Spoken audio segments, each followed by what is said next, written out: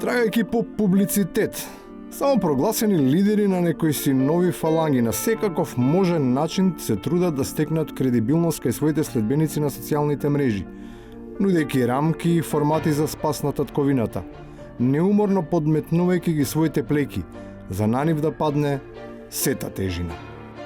Мојот темперамент не знае да мирува. Јас и додека спијам, размислувам за моите секојдневни обврски и за Република Македонија. Ја дури и кога одам на одмор, не знам да одмарам, затоа што сум човек кој што знае само да работи и да работи во интересот на Република Македонија. Ризикот кој што го преземаат вакви недоспани и неодморени од мислата за татковината се валоризира единствено ако навистина политички се активираат.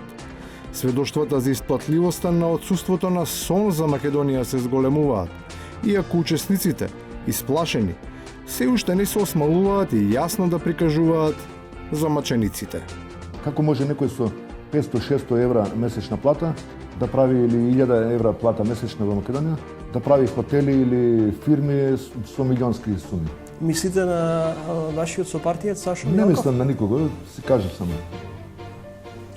Возможно. Не може влегуваш ти во партија, речем се како не мислам за него, значи воопште влегува како голтар, излегува како милионер. Но има и такви кои од политиката не само што не добиле, туку и изјаниле. Наспроти јасната партиска евиденција и цврстата увереност дека се ужива огромна популарност, која се мери со најмалку 5 цифри, изборниот скор, поради некои навистина чудни околности, не стасува да пополни ниту една третинка од првата 10.000-арка. Кој што ви 3000 гласови сега, не знам колку сте таму. Види богати. 46.000 гласови. 46.000 гласови. По првите, нели 3000 имате? Не, глас за Македонија Вие освоите украдено. 46.000. 3 ни остава, 43 ни украда. Од чиста куртоазија е недозволиво спротиставување на аргументите и фактите кои ги приложува една дама. Како што е непристојно во машко озборувачко друштво, уште повеќе во нејзино отсуство, да и се даваат забелешки за изгледот, особено ако тие доаѓаат од субјекти кои баш и не поседуваат квалификација кога станува збор за чешлање. Димова само можете да го видите фризурата, значи разните фризури што ги има. Тој берберот што го спомнуваме, тој зел дали е поврзан со фризурите? Со фризурите, да, незини. Тој зел некој денар.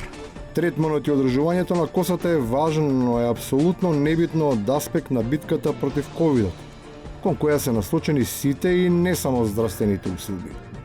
Такви се академските сликари кои многу читаат медицински студии, па не баре врвни научни стручњаци од областта на инфектологијата, откриваат дека зад кулиси се одвива тајна операција против жителите на ова парче земја.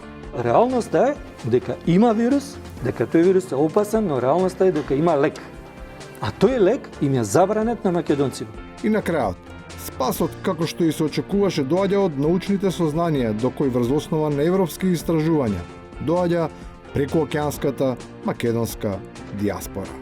Арнуме германската медицина земале се стручњаци и почнале се да ги утварат телта на умрени луѓе од COVID-19 и што се дознајале, не е това вирус, него тоа е бактерија и дека луѓето што умират обично стари луѓе од тромблоза, што се болни и што им се засирува крвта и дека 100% лек за това е аспирин. По обелоденувањето на ова сериозно научно достигнување, време е дури и лидерот на фалангата спокојно да заспие или да одмори, без да му ја мисли не само на Македонија, туку и на светот. Тие веќе се во сигурни раце.